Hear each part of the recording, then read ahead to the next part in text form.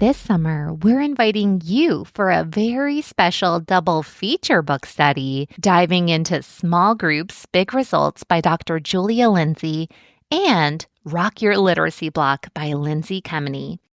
Over 8 weeks, we'll dive into practical research-aligned strategies to help you build a more intentional literacy block, strengthen your small groups, maximize instructional time, and head into back-to-school season with a little more pep in your step.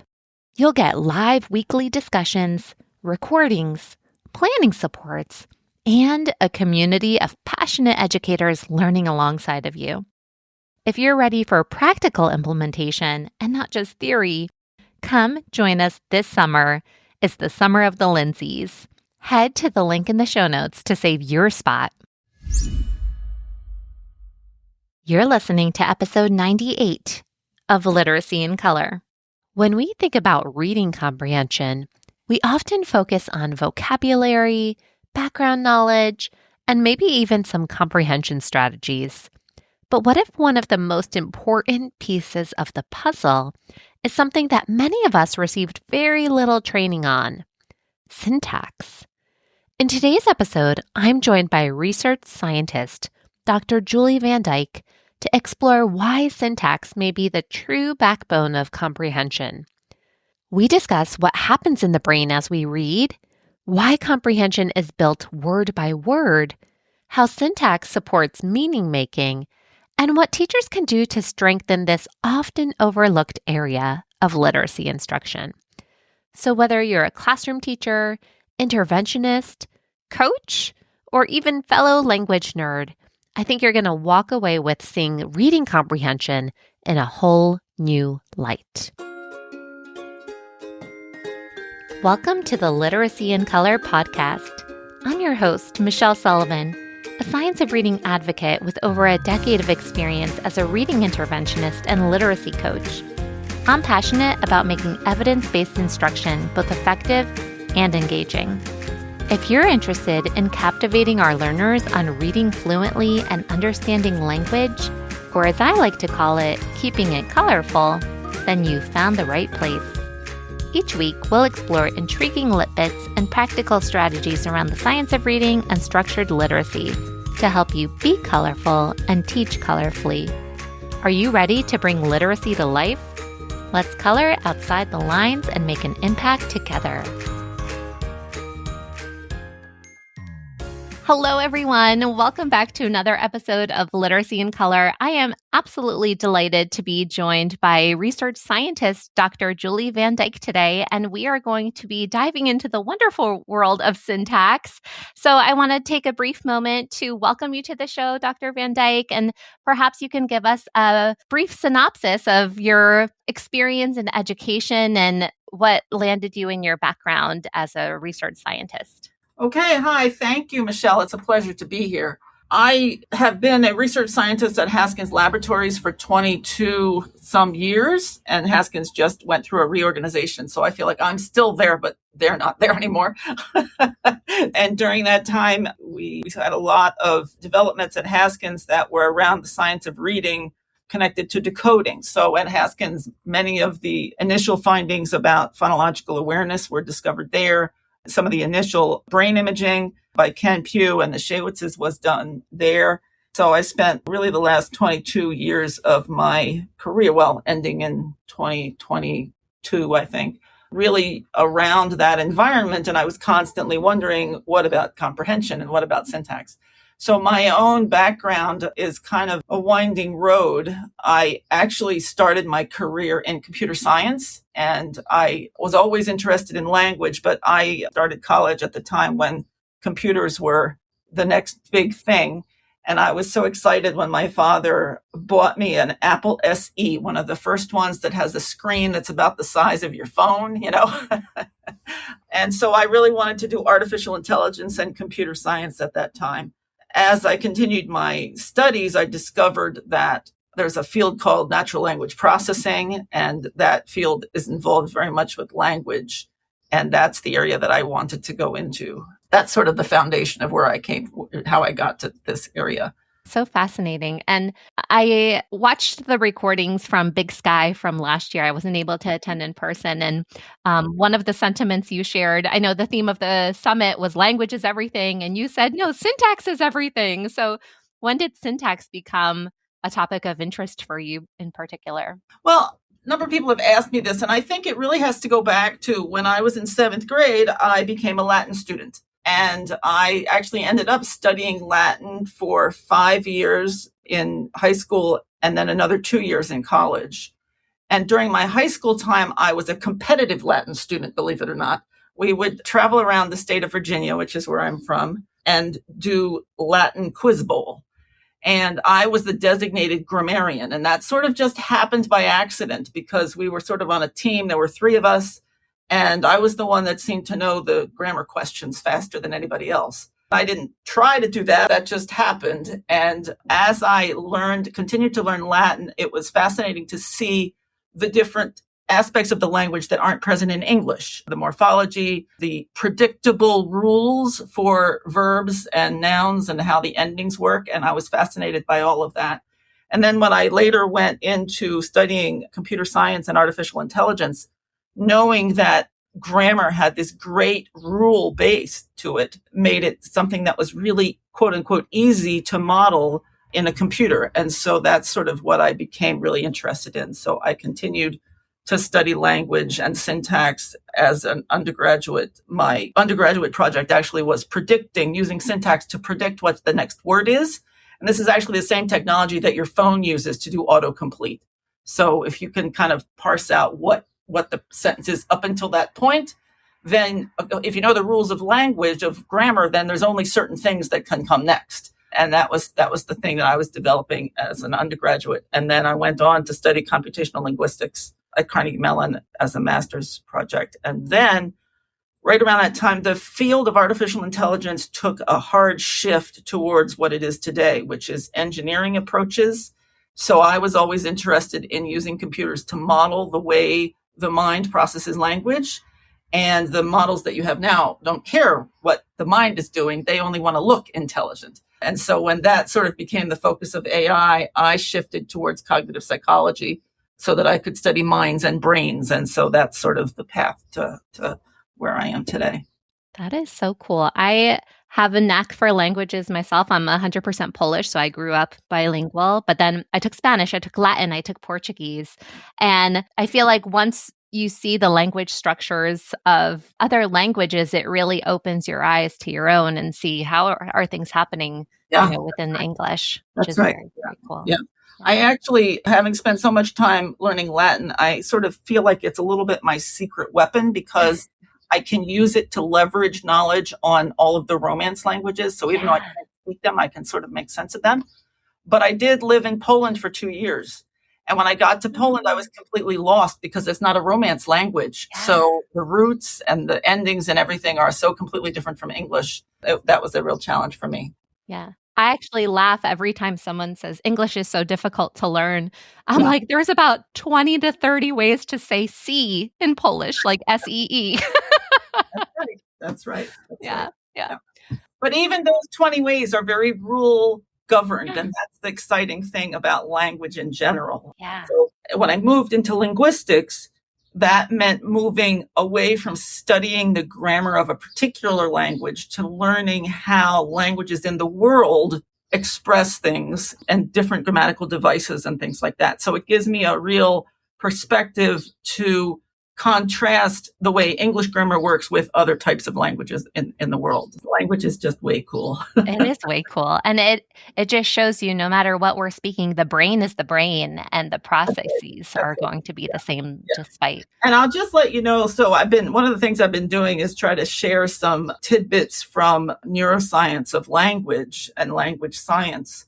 And there's some really fascinating cross-linguistic work that shows that no matter what language you're reading, it's still the same brain regions that are active, and similar for comprehension. It's still that same basic language network. Even though the languages can be so different, those are the regions of the brain that are sort of predisposed to process language. So it's pretty fascinating. It's amazing. So when we think about some of our science of reading models like Scarborough's rope, We see syntax, it sits within the language comprehension strand underneath language structures. So before we dive deeper into syntax, how would you define it so we all are on the same page? Yeah, well, that's a really important question. Thank you for taking that as a starting point. I've really been trying to get people away from thinking about it just as word order. And again, this is this sort of meta approach to understanding language, not just each language, but languages in general. Because many languages don't do syntax the way English does. Many languages allow you to actually put things in any order you want. I think Polish has a very flexible word order also. And the way they can get away with that is because if you don't have a fixed word order like English does, then you're going to use morphological markings on the words to signal what the English word order is. So, for example, in English, subject, verb, object. So I know that the noun phrase that comes after the verb is going to be my direct object. And in English, you have to have that order in order to communicate that. But in another language, if you have a morphology marker that says, oh, this is the object, you can actually move that thing to the front of the sentence, and it still is the object.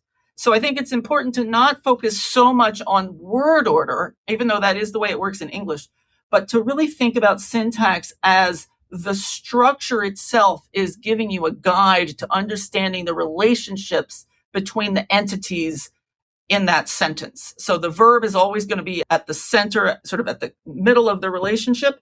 And then the various arguments, the nouns that are there you have to figure out what roles they play. And in English, you can read that off of the word order, but generally you can just ask, what are the roles that they play? Just to make it simple, I think of syntax not as word order, but as the event structure that is focused around that verb. That's the event, whatever that event is. And then you have to figure out who did what to whom around that. So that's what the syntax allows you to decode, is really what is the event structure in that particular sentence. Yeah, I really appreciate that event structure. And thinking about what you were saying before about the predictive nature of the way that words show up in a sentence too.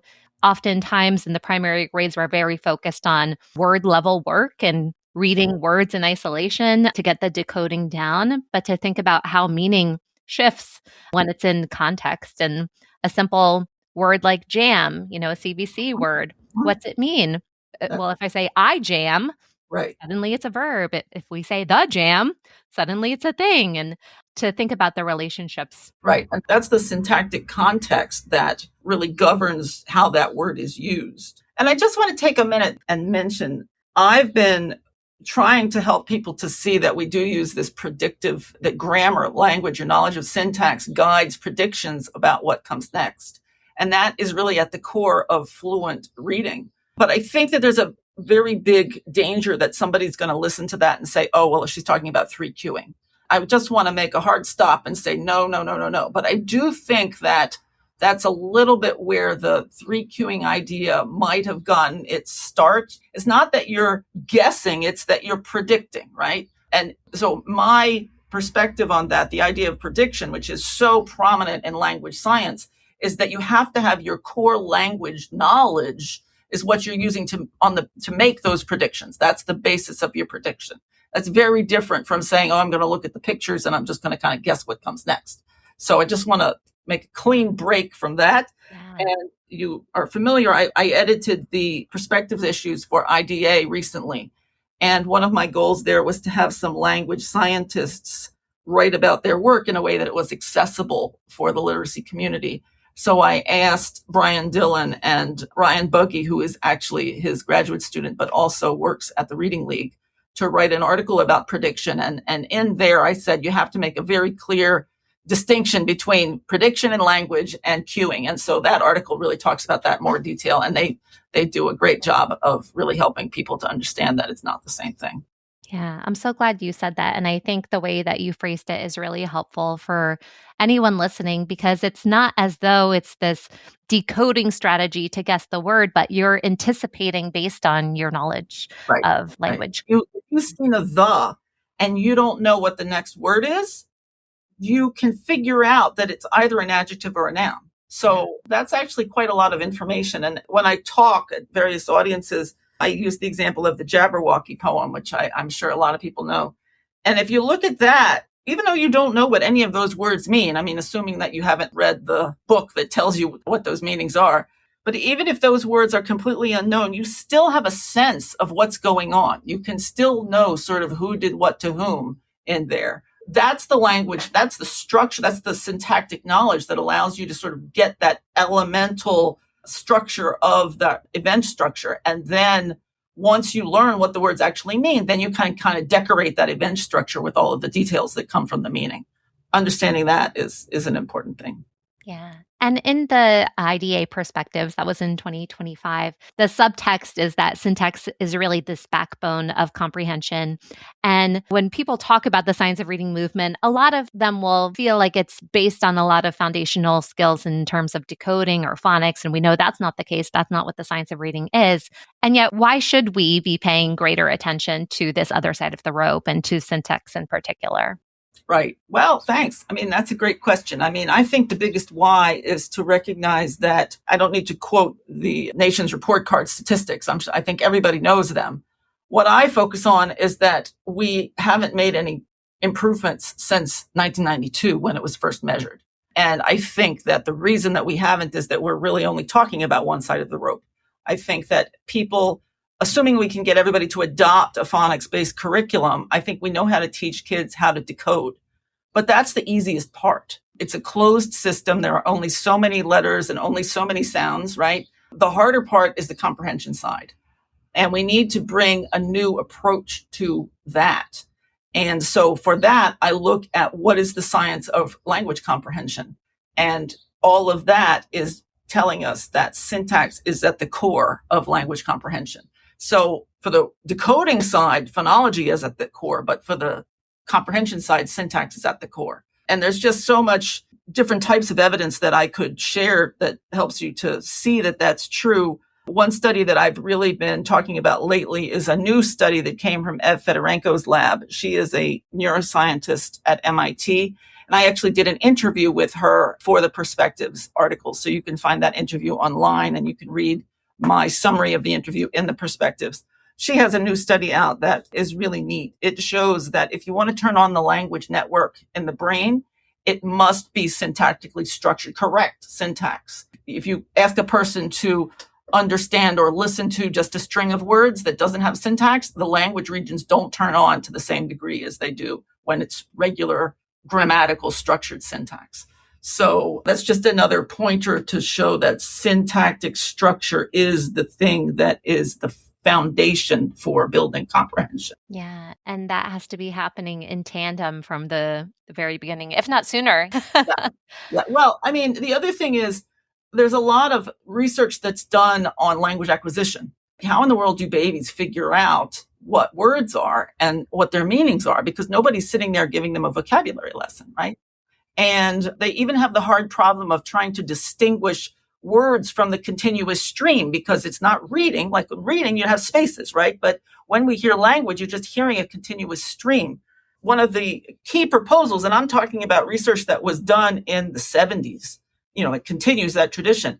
But one of those ideas is called syntactic bootstrapping. So it's really just like the Jabberwocky example is the poor baby who's trying to figure out what this particular word means doesn't know what it means, but knows the situation that it's used in, knows that it either is the receiver of an action or the giver of an action, all of those kinds of things. And it can use the situation around it to bootstrap into understanding, well, this must be a noun or this must be a verb, or this is a certain type of verb that is a causative verb versus a non-causative verb. So that's really the way we learn language to start out with, is by looking at the syntactic, the event structure and how that tells me who did what to whom. And that becomes part of our knowledge of word meanings very early on. It's amazing. I mean, it truly is incredible what the brain is able to do when we're communicating. And maybe we can dive a little deeper into the brain. So when we think about comprehension being this end result of all of these components woven together, how does comprehension actually happen? You have proposed a model where you talk about perception and language and thought and all of these components thinking about the brain. Yeah, let me first start with how does comprehension happen? I mean, this is one of the very first things that I started talking about when I came into the literacy community. I think it's really important for people to understand that comprehension is happening word by word. So you're not waiting until the end of a sentence. You're not waiting until a paragraph. I think sometimes when we think about strategies and finding the gist statement and monitoring and all of that, those operations happen over a sentence or over a paragraph. But what the brain is doing is every time a word comes in, and keeping in mind, this happens for speech also. So we don't even perceive this. It happens so quickly. Every time you recognize a new word, either by ear or by eye, the brain is tasked with integrating it into what it's heard before or what it's already processed. And this is what you were referring to before with the example of, is the word a noun or a verb, right? So depending on your context, your brain can integrate it that way. But part of that integration is to consider the syntax and to build the syntactic structure. Again, there's no parse trees in the brain, but what you're doing is understanding that this word, whatever that word is, in a certain relationship with all the other words that I've heard so far. So that's a word by word process, and syntactic information really guides that, together with semantic. I mean, there are different levels that you can analyze the language on. So, and all of this is happening simultaneously. But the syntactic cues most often are the quickest and the most reliable cues when you're trying to figure out how to integrate that word. So that's the word by word aspect of it. Does forming your skill-based groups feel a little mysterious? You have the screening data, but you're still asking, okay, how do I use this to move students forward? A good friend of the podcast, Dr. Stephanie Staller, runs the Reading Science Academy, and she created an exclusive grouping resource bundle free for Literacy in Color listeners. You'll get Stephanie's cheat sheets for grouping students at the beginning, middle, and end of the year, plus a video that walks you through a real classroom example. And June is the perfect time to dig in before fall screening. I'll always proclaim that I myself am a proud Reading Science Academy member for life, and I can genuinely say that the quality of the resources and professional learning is top-notch. The Facebook community is also one of the most supportive spaces I've experienced.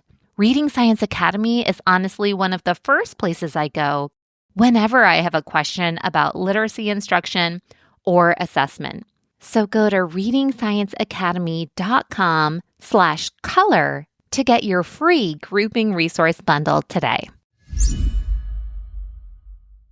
And then the perception, language, thought. Well, this really comes out of, again, the neuroimaging work of Ev Fedorenko, because her real research program was to try to identify not just the language network, but to distinguish it from other networks in the brain. And so we now know that there are several networks. I'll talk about one, the multiple demand network. That's the one that's responsible for really just complex thought that involves problem solving, reasoning, integrating background knowledge. That's not the linguistic network. That's not the language network. That's the sort of thinking network.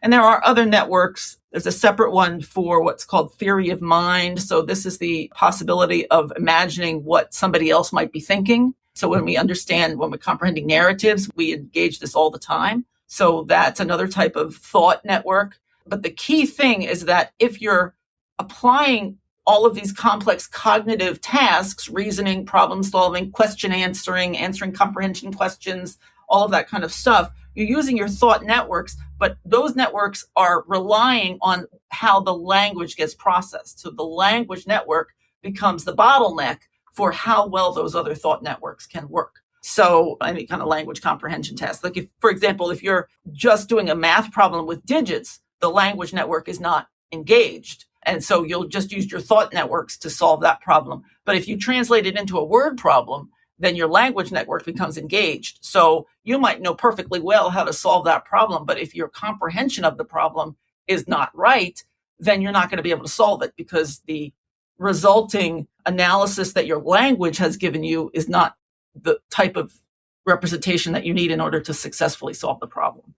So those things work together. And then you mentioned perception. So that's really the idea of the visual word form area. So once you've mastered decoding, that activates not really a network as much as just the specific region of this area that has been called the visual word form area, but it does other things also. It's distinct because It is more just a specific region that interacts with the language network. You need all those three parts. Very interesting. And then, so if a student is reading a simple sentence, and like you said, comprehension is not happening at the end of the sentence, it's happening with the integration of every word. What are the levels of language processing that goes into even the simple task of sentence level reading? Yeah, so when I teach about language science to my undergraduates, I really focus on the different levels of language. And so we're all familiar with that. I mean, we have phonics and phonemes and morphemes and syntax and semantics and all those things all the way up to discourse. So in the brain, all that information is sort of coming all at once to the extent that it can. Like the brain is always trying to compute a meaning with the context that it has. So the real answer to your question depends on the sentence. So if you have ambiguous words in there, then you might have something in the context that steers you towards one meaning versus the other. If you don't have that context, then you're probably just going to go with the most frequent meaning. And that's sort of, the brain has these heuristics. So it will go with the most frequent meaning. It will go with the meaning that is the least syntactically complex. And then sometimes it can end up making a mistake. So if you have ambiguous language, so the sentence is, while Anna dressed, the baby cried, right? So if I'm hearing or reading that, there's a moment in which Anna is dressing the baby because that's the most likely thing. And the brain doesn't necessarily know that the next word is cried. Once you get cried, you realize, wait, but I have while Anna dressed the baby. That's my chunk. And then I get this cried. What do I do with that? And so the brain realizes, oh, I made a mistake. What the real solution is, it's while Anna dressed, comma, the baby cried, right? And your brain might not have gotten that cue because either the speaker who said it didn't put it in there, or the person's brain didn't notice it, which is the case for like a person with DLD. Or if they're reading, they don't know where to put the pause. Even if there is a comma, sometimes people don't know what to do with the comma. But there's a lot of things that could go wrong that you could end up not parsing the sentence the way it's supposed to be parsed. And that's when comprehension goes sideways. When it breaks down, exactly. And later, I would love to talk about the tool that you helped develop that gets into parsing. But maybe for the teacher listening who's like, oh my goodness, syntax is so important. I didn't realize the research base or just the heavy weight that it actually has on reading development, language development. What would you say to the teacher in terms of advice for implementation? Like, when do I do this? How do I instruct? When in the day am I able to lean into work that can help promote a deeper understanding of syntax if it doesn't come so naturally? Right. So there's a lot of starting points. I mean, the starting point is to just understand that it's important and to get some teacher knowledge yourself. And it doesn't have to be an entire class of linguistics. You have to be confident to know, the minimum thing would be to know how to scoop, right? If you can know how to scoop correctly, and I see a lot of teachers don't, if you can know how to scoop, what that's doing is identifying the syntactic constituent. And in cascade reading, you mentioned this already, cascade reading is a tool that does it for you. And this is a free tool. Anybody can sign up for an account and you can put any kind of sentences in there and it will separate out the constituents on a line. And then the things that are embedded in that constituent or dependent are indented under its head, under the main thing that it's modifying. And so what that does is it gives you a guide to what the constituents are, but also what the prosodic expressions are. And that prosody is really tied into your syntactic knowledge. So a lot of people will try to use their prosody, their own sort of intuitions to do scooping. It works sometimes, but it doesn't always work. Cascade is a tool that can really help you identify where that is. I've actually done a survey of teachers, and we can put that in your show notes. I've been sort of collecting knowledge about teachers' confidence and what teachers are looking for, what they need, what works, what doesn't. So I'd love to have any of your listeners can participate in that survey. And that's one way they can communicate with me and give me some thoughts about what they think is needed. But this idea of centering syntax, I don't think there needs to be like an entire block in which you're like just going over, this structure and this structure and that structure. I don't think that's what we need here. We need some awareness of syntax so that it can be integrated into what you're doing anyway. So focus on these syntactic structures and the relationships within sentences. And it becomes really more important as your students move into third and fourth grade because the syntactic structures become more complex. Elementary learning structures are pretty subject, verb, object. That's not so complicated. But when you start to have relative clauses and sentential complements and all of that, we see that many students who have weak language ability get very confused about which subject is going together with which verb. And so, again, that's the kind of thing where a little bit of explicit instruction can help. What we need to do is sort of train the brain to know how to process those things. But I don't think it's a full syntax block. That's just for typically developing students. If you have students who have a real language disability, like a DLD, developmental language disability person, they absolutely do need a lot more explicit syntactic instruction. So it really sort of depends on what your role is there. But I think the first step is to get teachers to become knowledgeable and do something. The reason that I'm not like trying to push some kind of a block is because it's just not the same as decoding. It's not a closed system. It's an open system and that's the beautiful rule-based, right? The other thing about language, not only is it rule-based, but it's recursive. What I mean by recursive is that you can embed a noun inside of a noun, inside of a noun, right? Mary's sister's brother's friend, right? So I've just like embedded a whole bunch of nouns together into one thing, and I could go on forever doing that. Except we know that after about 2, the brain has a hard time following it. So there are some just practical restrictions. But in terms of the grammar itself, this embedding is what happens to increase complexity. And that's what you see more of in advanced texts. So once a student understands the basic structure and the concept that something can be embedded, then they have better tools in order to process whatever it is they're going to access further on. So there's that. And then together with that is just getting kids exposed to complex texts that are above their level. And that can come through reading advanced texts or also just audiobooks, I think is a great way.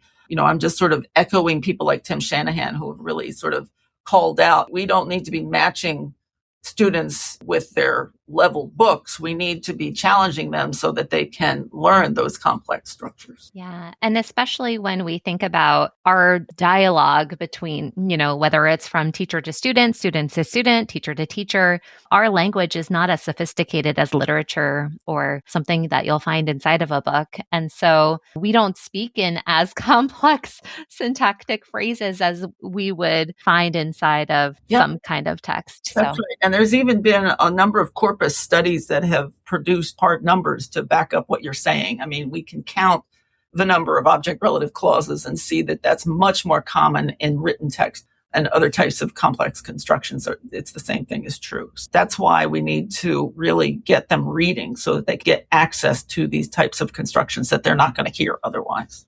Yeah. And so how can we help build syntactic knowledge? What are some teacher moves when we consider the implementation that a teacher can try in their classrooms with complex text or otherwise? Yeah, I talked a little bit about that already. I think that Nancy Hennessy talks about sort of preparing the instruction. And I think one of the important things that you could do is whatever it is you're teaching at that point. And again, right now I'm sort of thinking in my mind, 3rd and 4th grade, because that's when things really start to get complex. But you could do it with beginning readers also, but spend a tiny amount of time, pick out a sentence that's really central or complex or whatever, and let's just go through it. And going through it includes you as the teacher putting in the phrasing, modeling for students what it should sound like, as if there's a comma there. Because a lot of times you need to put a pause and there's not a comma, but we just know that you need to put a pause there. So that type of modeling is also very helpful. What's interesting, I have a study that I published with Mara Breen as the lead author, and we did a study with kids with developmental language disability. We gave them a sentence. The sentence was on the screen, and we played for them. We modeled. There was an audio recording of what the sentence should sound like, and we asked them to just repeat it. And those kids can't do it. They just can't. They can't handle the phrasing. In linguistics, we call that suprasegmental phonology. So it's not within the word, it's between the words. So they just can't produce that, even if we basically made it into a mimic task. But even that they struggle with because their brains can't capture that phrasing, that phonological structure. So modeling is a really important thing to do. Reading out loud, again, even for the crusty old high school students, I think it's really important to model those things. And then equally important is getting them to do that, because you can learn an awful lot about what your student knows in terms of syntax by listening to them read. Because if they can't put the pauses in the right place, then they likely have some kind of a syntactic issue, a language-based issue. And they could use some more intensive instruction on that. Things like DLD and language disabilities are way underdiagnosed. And so as sort of the first tier of instruction, if you can incorporate oral reading with any kids of any age, that's a really nice way of trying to also assess whether or not that kid needs some extra intensive syntax. Yeah. And I would love to dive deeper into DLD a little bit. And what are some markers or indicators that we would know someone is having difficulty with syntactic awareness? And is it always DLD, or is it sometimes just this milder, they need a little bit more explicit instruction? So it can't be like an accident, like an incidental thing. I mean, if you've got a kid who's generally doing great in language expression, both in writing and in reading, and if they'd never had any kind of issue, and even on the word decoding side, that's likely just a performance thing. Like they didn't do it right at that moment. If you see consistently weak language at the sentence level, that's likely to signal problems. It can include an inability to understand the difference between subjects and objects. And it depends on the age. You know, kids with DLD have a hard time mastering anything that's relational. So in fact, I have a daughter who has DLD, and she's 18 now, and she's still, in terms of before and after, she can't organize her sentence in the right way to make sure that the before and after is being communicated properly. And I've seen her actually switch around the object and the subject in a sentence. So these kinds of real structural things is not just a one-off thing. It's in the context of other language issues. The other thing to note is that if you're already focusing on a kid who might have dyslexia, children or adults with DLD, there's a really strong overlap. Tiffany Hogan quotes between 50 and 80% of the kids with dyslexia also have sentence level language problems. So you can sort of make that assessment based on what you know about your kid. But it is really an underdiagnosed thing. And unfortunately, a lot of people don't even realize that that could happen. So we're trying to raise awareness about that and trying to, I've talked to teachers who, yeah, great, I know what to do, but what about my study team, the child study team? Like if they're not aware of it, then what do I do next? Change is slow, but we're trying to get the word out. Yeah, definitely. And I became a reading interventionist back in 2013, and I feel really fortunate to have been exposed to structured literacy earlier on in my career before the movement took wind, and have experience teaching students with dyslexia. But DLD is a newer term even for me. Yeah. So I am so grateful to be hearing more about it. And even, with my motherly antennas on, my younger daughter, I mean, she's only 3 years old, but I always have these little antenna moments of like, does she have some language processing issues? Some sounds were an issue when she was smaller, when she was learning how to talk. Now I'm noticing she'll say him got or her got instead of he and she. Mm-hmm. So we're doing a lot of corrective things to model and model and model. Yeah, well, that's an occupational hazard for sure. And it can go both ways, actually. So I have one of my kids who would say, it's so complicating, and I thought it was cute, so I never corrected her. Yeah. And now she still says it. She's 23 and she still doesn't know how to use the word complicated.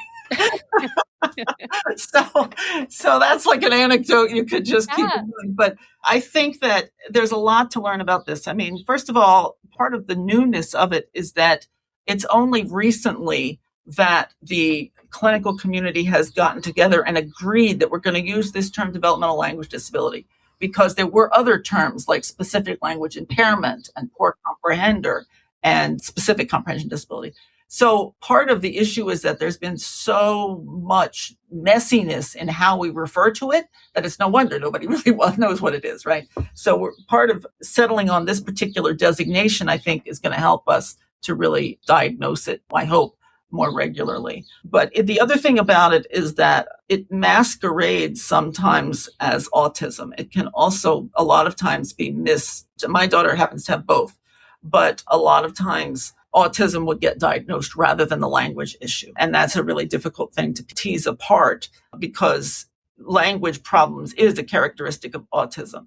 I think that the diagnostic field still hasn't really cleared that up very well.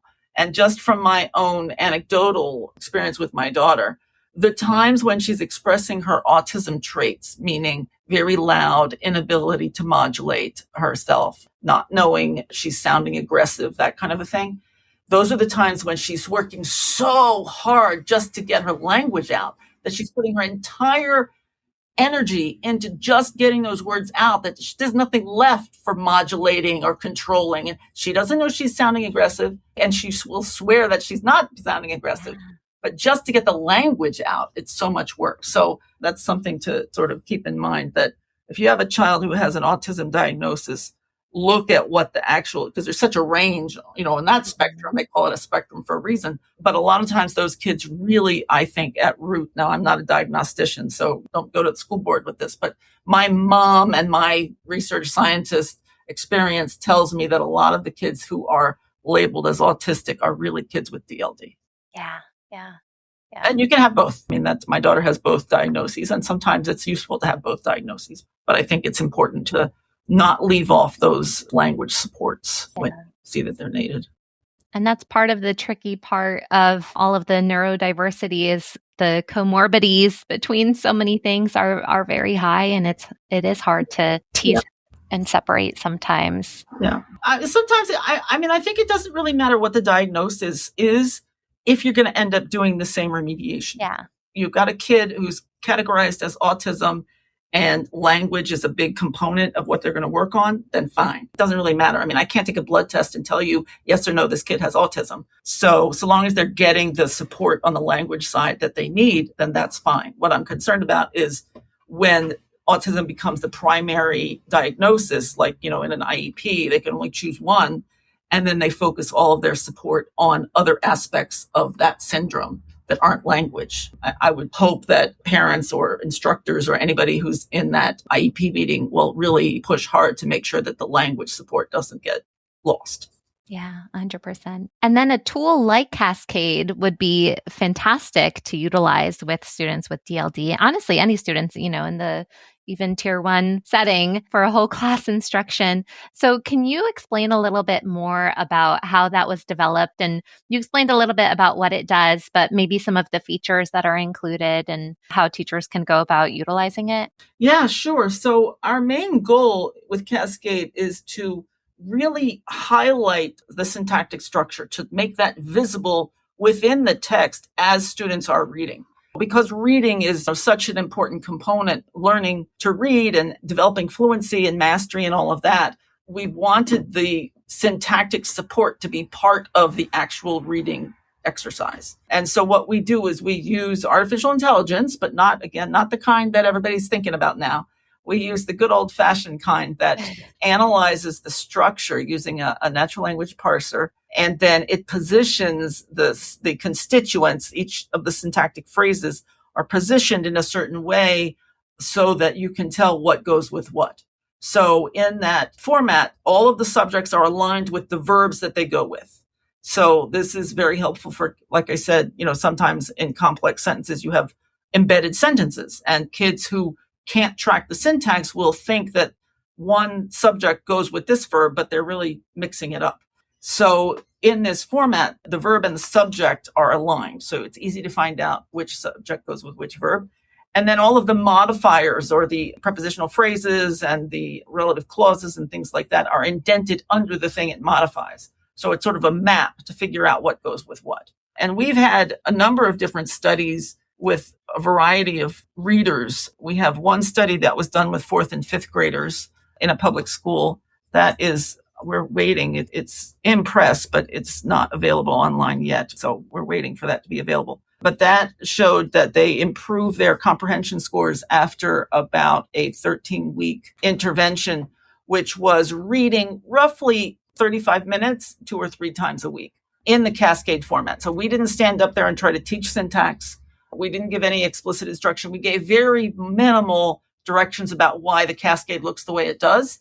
And students showed that their comprehension improved, and also reported that they could hear how the sentence should sound better. So that's that internal prosody that we think the format is really coaching students to be able to produce that more fluently. We also have done data using eye tracking that shows that people are more efficient with their eye movements when they're reading Cascade format.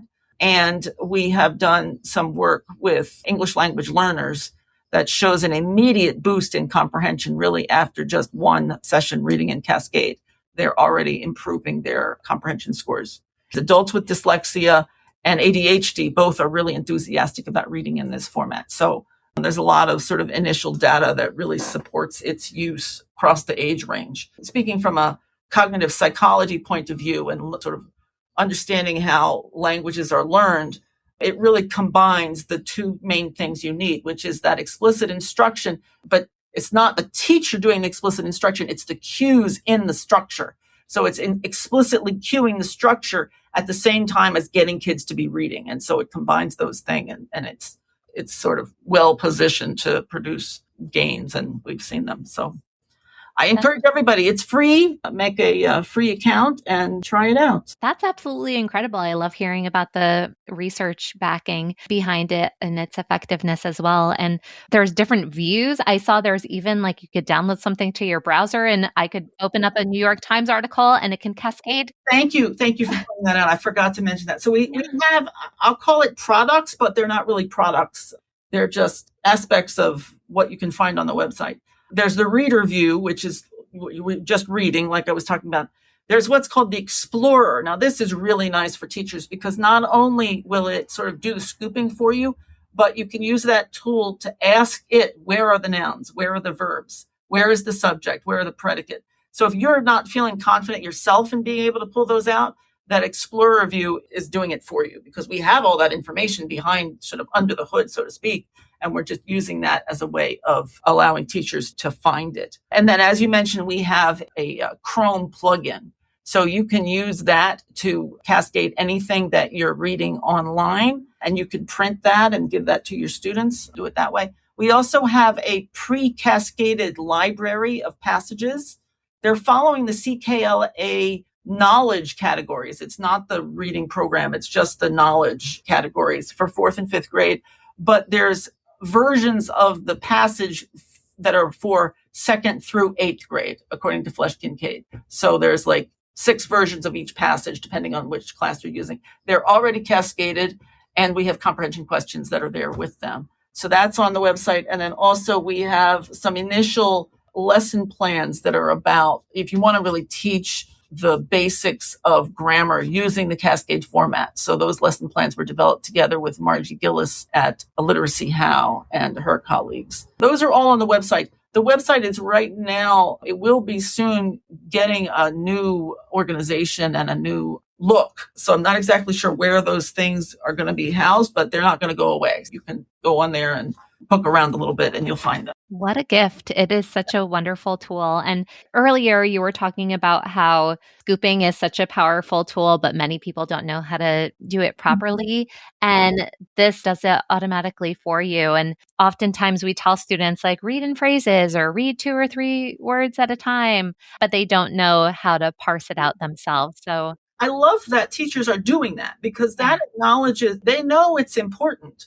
But we're asking them to build a building and, I don't know where to start, right? Some teachers just don't have that background. So Cascade is really there to sort of help you get started with that and help define the phrases. And the student might not have any clue because they themselves have language. They might have DLD or weak language skills or whatever. The other thing is DLD is a clinical condition. But there are awful lot of reasons that someone might have weak language skills that aren't DLD, like your home language could be Spanish, but I'm sitting in this class trying to learn English, and this is the only place that I get my English practice or input.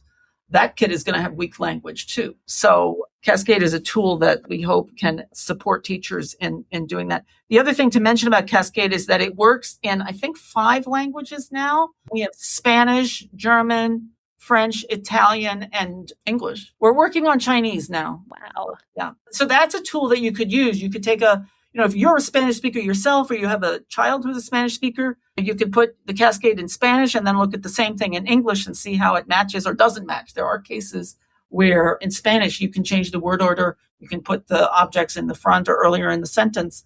And that might be a really good thing to be showing your students, an instructional moment. Yeah.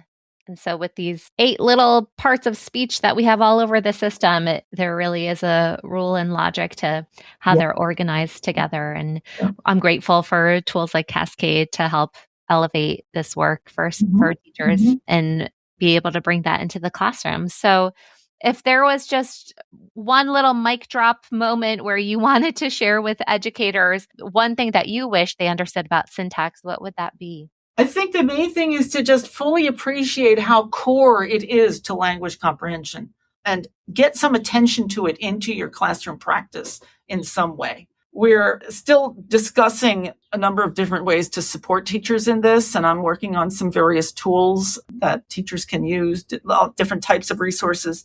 But it's really just important to understand that it is so central. If you're trying to work on comprehension using strategies, those are all fine and good. But if your starting point, if your foundation of the building you're trying to build is broken because the syntactic structures aren't understood, then the comprehension is going to fail from the get-go. So that's really syntax is really the foundation of comprehension.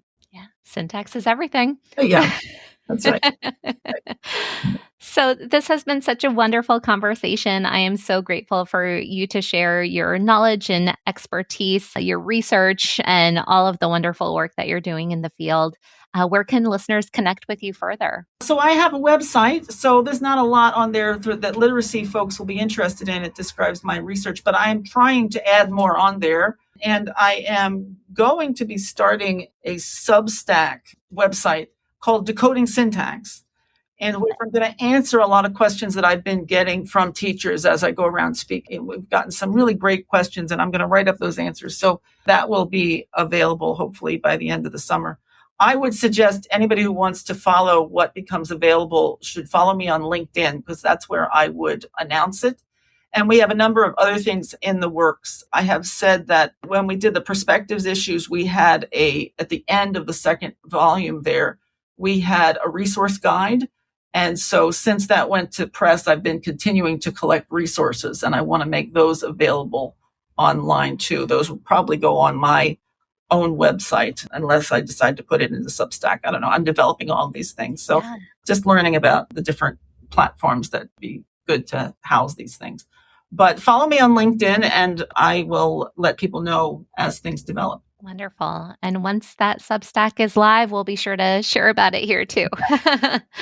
Right, so. Thanks again for joining me on the show today. Sure. Thank you. It was a pleasure. Thank you so much for tuning into Literacy in Color. I hope today's episode left you feeling both inspired and equipped with something new to add to your teaching toolkit. If you're enjoying this podcast, it would truly mean so much to me if you'd leave a 5-star review. It helps other educators find the show and join our colorful community. And don't forget to hit the follow or subscribe button so you never miss an episode. For more tips, tools, and resources, be sure to check out the links in the show notes at michelleandthecolorfulclassroom.com.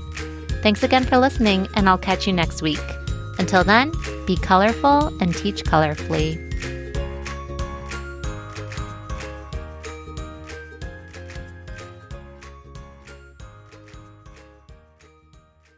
Do you ever catch yourself saying, English is just crazy? Maybe your students come across a tricky word and you tell them, you just have to memorize that one, or this is the part you have to know by heart. But deep down, you know it's still confusing. Here's the truth. English isn't random. It's a wonderfully complex system, and once you understand how that system works, through sound, structure, and meaning, everything changes. That's what Sarah, Paul, and I teach inside Mastering Morphology.